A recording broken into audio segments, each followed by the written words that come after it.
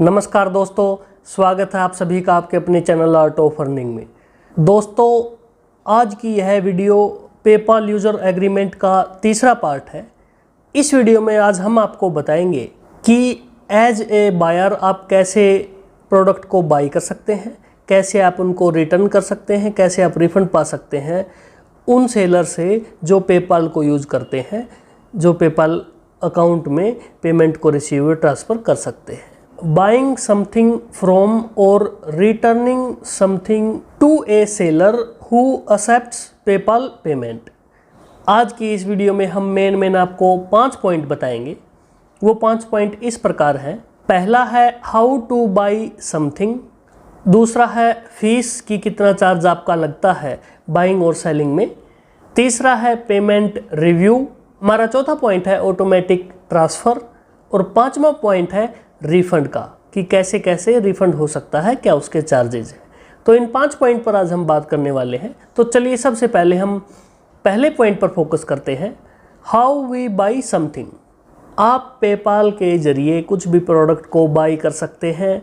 उन सभी सेलर से आप बाई कर सकते हैं जो पेपाल पेमेंट को रिसीव कर सकते हो, जिनके पास अपना पेपाल अकाउंट हो। और आप अलग अलग किसी भी करेंसीज़ में, जिन करेंसीज़ को पेपाल एक्सेप्ट करता है, उन सभी करेंसीज़ में आप अपनी ट्रांजैक्शन को कंप्लीट कर सकते हैं। हाँ, ये बात और है कि करेंसी कन्वर्जन रेट जो भी पेपाल ने फिक्स किया हुआ है वो आपको चार्ज लग जाएगा, पर आप किसी भी करेंसी में अपनी ट्रांजैक्शन को कंप्लीट कर सकते हैं। आप किसी भी ऑनलाइन रिटेल वेबसाइट से कोई भी सामान परचेज कर सकते हैं जो वेबसाइट पेपाल अकाउंट को यूज़ करती हो, जो पेपाल के द्वारा ट्रांजैक्शन कर सकती हो। You can sending money to the seller for their goods and services। आप किसी भी सेलर को पैसे ट्रांसफ़र कर सकते हैं, पैसे भेज सकते हैं उनकी सर्विसेज और प्रोडक्ट के लिए।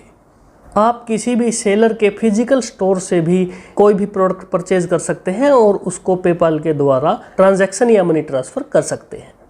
हाँ दोस्तों, एक और मैं मेन बात आपको बता दूँ, अगर किसी भी सेलर के पास पेपाल का अकाउंट नहीं है और आपने कोई प्रोडक्ट सेल करते समय पेपाल के द्वारा पेमेंट को चुन लिया है, तो उस सेलर के पास 30 दिन का समय होगा पेपाल अकाउंट को जनरेट करने में, पेपाल पर रजिस्ट्रेशन करके अपना बिजनेस शुरू करने में। अगर 30 दिन के अंदर वो सेलर पेपाल के अंदर रजिस्ट्रेशन नहीं करवाता है, पेपाल अकाउंट जनरेट नहीं करवाता है, तो वो पैसा आपके अकाउंट में वापस रिफंड हो जाएगा। ये एक ज़रूरी बात थी जिसका आपको पता होना चाहिए। इसी में एक बात और, अगर पेपाल को लगता है कि कोई भी ट्रांजैक्शन रिस्क पर है, बायर का जो पैसा है वो ऑन रिस्क है, तो पेपाल किसी का भी अकाउंट लिमिटेड कर सकता है, लिमिटेशन लगा सकता है, या आपने किसी भी थर्ड पार्टी के द्वारा अपनी पेमेंट को करवाया है तो भी पेपाल आपके अकाउंट को लिमिटेड कर सकता है। और हाँ दोस्तों, सपोज करो एज ए बायर आपने कोई प्रोडक्ट परचेज कर लिया, आपने उस प्रोडक्ट की पेमेंट कर दी और पेपाल को लगता है कि जो आपने ट्रांजैक्शन करी है वो अनऑथोराइज्ड है। सपोज करो आपने एज ए बायर कोई प्रोडक्ट खरीद लिया है किसी भी सेलर से और आपने उस प्रोडक्ट की पेमेंट भी ऑनलाइन कर दी है, तो कभी कभार ऐसा हो जाता है कि पैसा बायर टू सेलर तक पहुंचने में टाइम लग सकता है। वो वेटिंग टाइम कितना भी हो सकता है। तो उस टाइम इंटरवल के दौरान अगर आप अपनी हिस्ट्री चेक करेंगे तो उसमें भी प्रोसेसिंग दिखाएगा, और अगर सेलर अपने अकाउंट में चेक करेगा तो भी मनी प्रोसेसिंग में ही दिखाएगा, दोनों एंड पर। तो इस केस में आपको संयम बना के रखना है। और एक बात और मैं बता दूं, मैक्सिमम ये समय जो प्रोसेसिंग का समय है 30 दिन तक हो सकता है। 30 दिन के बाद या तो सेलर के अकाउंट में पैसा आ जाएगा या बायर के अकाउंट में रिफ़ंड हो जाएगा अगर कोई प्रॉब्लम हुई तो आपको पैनिक नहीं होना है। 30 दिन का समय मैक्सिमम लग सकता है, अन्यथा 5 to 7 वर्किंग डेज में ये ट्रांजैक्शन हो जाती है। अब हमारा दूसरा पॉइंट है फीस। कितना चार्ज पेपाल कवर करता है, कितना पेपाल चार्ज करता है अपने बायर से। फ्रेंड्स, अगर आप पेपाल को यूज़ करते हैं एज ए बायर, तो मैं आपको बता दूं कि पेपाल कोई भी चार्ज पे नहीं करता है अगर आप कोई प्रोडक्ट खरीदते हो। और हाँ, अगर आपने कोई करेंसी कन्वर्जन करवाई है तो उसका चार्ज आपको लग सकता है करेंसी एक्सचेंज करवाने का, वरना अगर आप सिंपली कोई प्रोडक्ट परचेज कर रहे हैं तो आपको कोई एक्स्ट्रा चार्ज नहीं देना पड़ेगा। इसी में एक पॉइंट और आपको ध्यान रखने की ज़रूरत है, अगर आप क्रेडिट या डेबिट कार्ड से पेमेंट करते हैं तो जिस बैंक का वो क्रेडिट या डेबिट कार्ड है, जो डेबिट कार्ड या क्रेडिट कार्ड इशूअर है, वो अपना चार्ज अलग से ले सकते हैं। कभी कभार मैंने देखा है कि कई केसेस में क्रेडिट कार्ड कंपनी या बैंक भी अलग से चार्ज ले सकता है परचेजिंग का, वो उनका अलग मैटर है, पर पेपाल इसके लिए आपसे कोई पैसा नहीं लेगा। हमारा तीसरा पॉइंट है पेपाल रिव्यू। जी हाँ फ्रेंड्स, पेपाल को अगर ऐसा लगता है कि कोई अनएथिकल ट्रांजैक्शन हुई है, तो सपोज करो बायर ने कोई प्रोडक्ट खरीदा, उसने ट्रांजैक्शन कर दी और पेपाल को ऐसा लगा कोई अनएथिकली या अनएथोराइज्ड ट्रांजैक्शन हुई है, तो पेपाल सबसे पहले तो सेलर को बोल देगा कि आप कुछ समय के लिए डिलीवरी को लेट कर दें, डिले कर दें। अगर ज़्यादा समय लगता है तो पेपाल सेलर को बोल सकता है कि आप इसको होल्ड करके रखिए, अभी आप अपने प्रोडक्ट को डिलीवर मत कीजिए।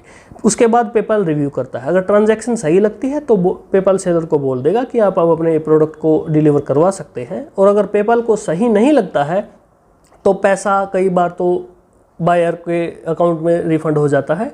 अगर और भी ज़्यादा कोई सीरियस इशू है तो पेमेंट को भी होल्ड कर लेगा, सेलर को भी बोल देगा कि आपने प्रोडक्ट डिलीवर नहीं करना है, और उसके अलावा भी जो लीगल एक्शन बनता है वो पेपाल आपके ऊपर उठा सकता है।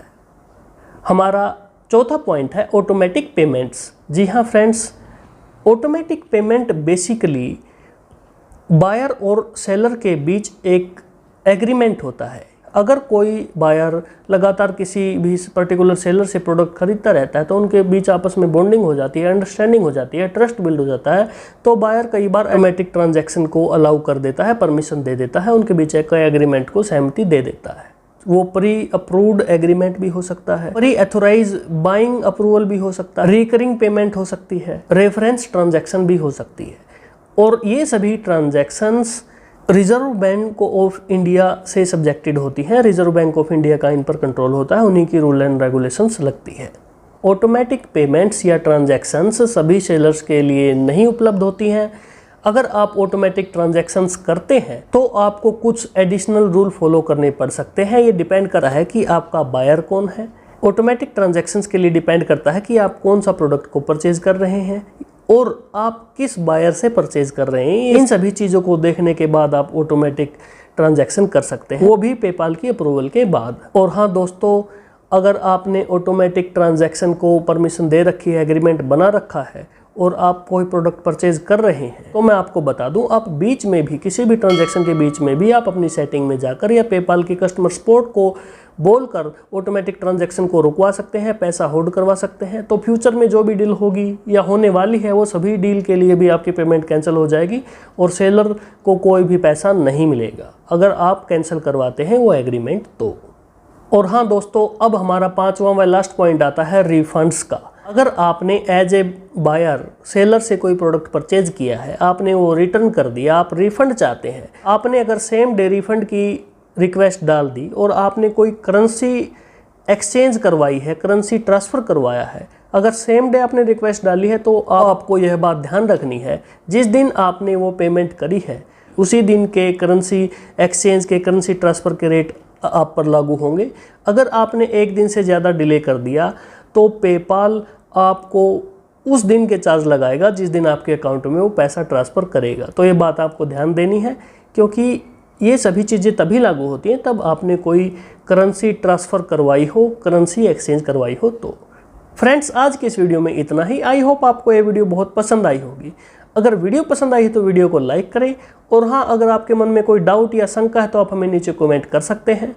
दोस्तों, एक बात तो मैं आपको बता दूं, अगर आप पेपाल पर इसी टाइप की वीडियो चाहते हैं या ऑनलाइन अर्निंग करना चाहते हैं तो आप हमारे चैनल आर्ट ऑफ अर्निंग को सब्सक्राइब कर सकते हैं। चैनल को सब्सक्राइब करने के साथ साथ आप बेल आइकन पर भी हिट जरूर कर दें, जिससे हमारी वीडियो आप तक सबसे पहले पहुंच जाएगी। यहाँ तक वीडियो देखने के लिए बहुत बहुत धन्यवाद। आपका दिन शुभ हो।